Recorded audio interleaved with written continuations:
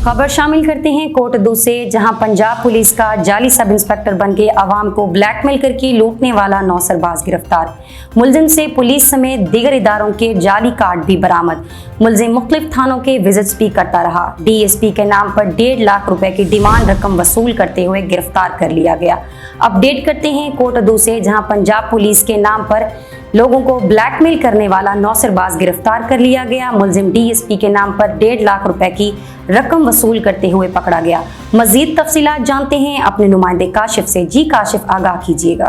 जी बिल्कुल, कोटद्दू का नवाई इलाका टिपा शाही हुकूम का रिहायशी नौसरबाज गिरफ्तार कर लिया गया। ज़हूर हुसैन नामी मुलजिम जाली पुलिस अफसर बनकर आवाम को लूटता रहा। जाली पुलिस सब इंस्पेक्टर ने फरूक नामी शख्स से DSP के नाम पर 1.5 लाख रुपए की रकम का मुतालबा किया था। जाली सब इंस्पेक्टर को गिरफ्तार करके पंजाब पुलिस के जाली कार्ड भी बरामद कर लिए। मुलजिम की पुलिस वर्दी में तस्वीरें भी बरामद हुई और जाली सब इंस्पेक्टर बनकर मुख्तलिफ थानों के विजिट भी करता रहा। दायरा दीन पनाह पुलिस ने मुलजिम के खिलाफ मुकदमा दर्ज करके मजीद तफ्तीश शुरू कर दी है। जी।